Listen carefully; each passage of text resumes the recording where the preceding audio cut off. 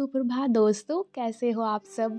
तो आज आई थी मेरी बड़ी बुआ जी। गाँव में जब कोई लड़की अपने ससुराल से आती है तो सभी उससे मिलने घर ही आ जाते हैं।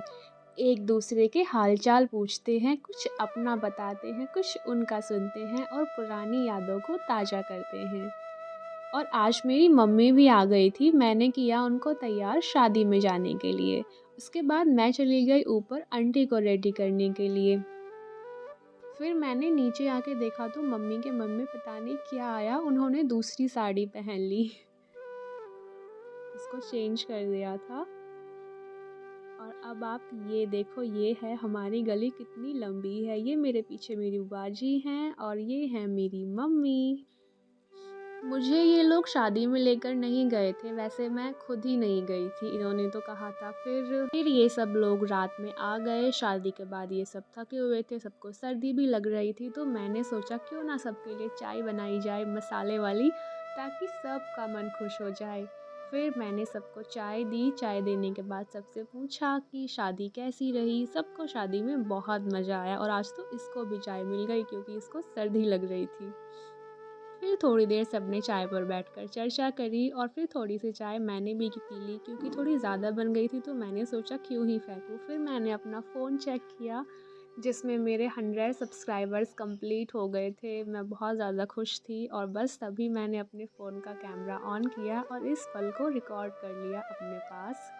फिर अगले दिन सुबह को मेरा भाई भी चला गया था अपने रूम पर। फिर मैंने मम्मी के लिए बनाया काढ़ा क्योंकि उनको हो गया था नज़ला, और क्योंकि काढ़ा सबसे ज़्यादा अच्छा होता है, घरेलू इलाज होता है सर्दी के लिए।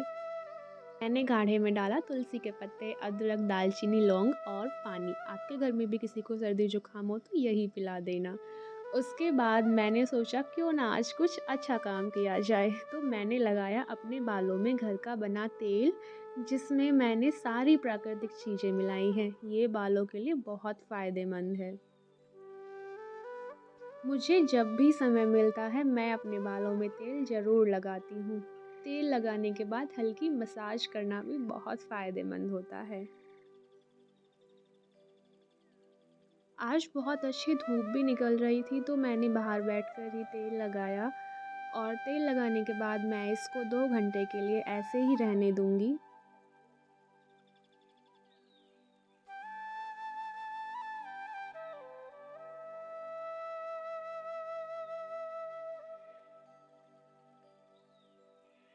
फिर मैंने सोचा क्यों ना एक साथ 2 काम किए जाएँ, पढ़ाई भी कर लेती हूँ थोड़ी। फिर मैंने थोड़ी पढ़ाई करी, कुछ रिवीज़न किया, जो चीज़ें मेरी रह रही थी मैंने उनको कवर किया। फिर 2 घंटे हो गए थे, मैंने नहा के अपने बालों को धो लिया और धूप में बैठकर बाल भी सुखाए और खाना भी खाया। फिर मैंने थोड़ी देर बैठकर धूप का आनंद लिया।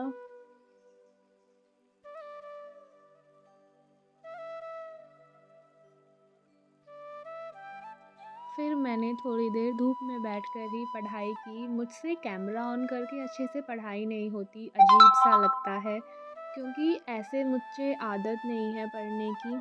और जब तक मैं ऐसे वीडियो रिकॉर्ड करने के लिए कैमरा लगाती हूँ, अपना फ़ोन रखती हूँ, तब तक मेरी बहुत पढ़ाई हो जाती है। तो मैं स्टडी करते वक़्त ऐसे कैमरा रिकॉर्ड करना तो थोड़ा-सा अवॉइड ही करती हूँ। सर्दियों में धूप सेकना भी बहुत फ़ायदेमंद होता है क्योंकि इससे शरीर को गर्मी मिलती है और विटामिन डी भी मिलता है, जो हड्डियों के लिए अच्छा होता है। मुझे कमेंट करके ज़रूर बताना कि किस किस को धूप में बैठकर काम करना पसंद है।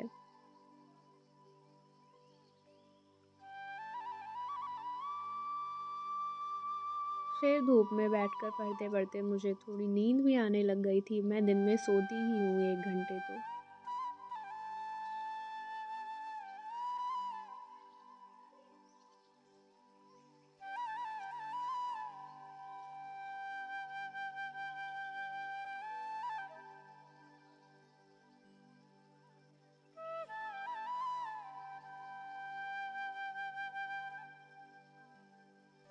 फिर मैं धूप में ही सो गई थी और फिर शाम हो गई। फिर मैंने सभी बच्चों को खिलाए गोलगप्पे 100 सब्सक्राइबर्स होने की खुशी में।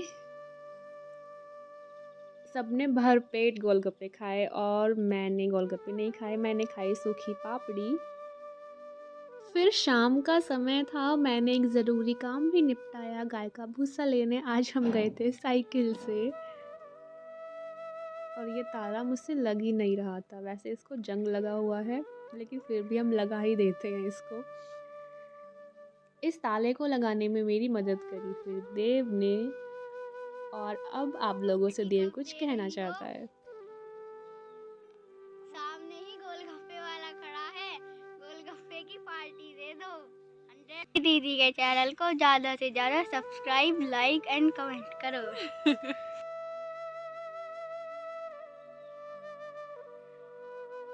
आज मैंने भूसा उसी की साइकिल पर रख दिया कि वो ही ले जाएगा।